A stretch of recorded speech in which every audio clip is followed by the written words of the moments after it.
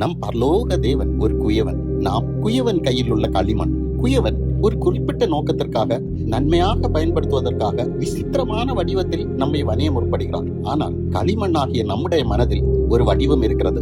அந்த வடிவத்திற்கு மாற விரும்பி களிமண் சாஃப்டாக மோல்டபிளாக குயவன் கையில் நிற்காமல் ஒரு ரெசிஸ்டன்ஸை கொடுக்கும் போது அந்த மண்பாண்டம் குயவன் கரத்தில் கெட்டு போகிறது. அதை திரும்ப வணையாமல் தேவன் பயன்படுத்த முடிவதில்லை.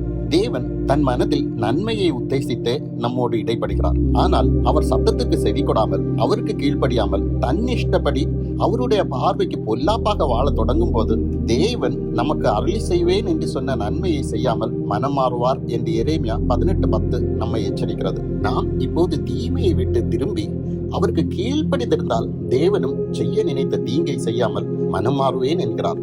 நீங்கள் திரும்பினால் எரேமியா 18ஆம் அதிகாரத்தில் குயவன் செய்தது போல வேறு பாண்டமாக உங்களையும் வணைவார். அதன் செயல்முறை வேதனை அளிக்கக்கூடியதாக இருந்தாலும் முடிவு மகிமையாக இருக்கும். பிரியமானவர்களே, தேவன் விரும்புகிற வடிவத்தில் அவர் உத்தேசித்த நன்மையான காரியத்திற்கு பயன்படும் பாண்டமாக வணையப்பட உங்களை அவருக்கு விட்டுக் கொடுங்கள். சொந்த திட்டங்களை கைவிடுங்கள். தேவன் உங்களை தனக்கு பிரயோஜனமான பாத்திரமாக வணைந்து கொள்வார். ஆமென்.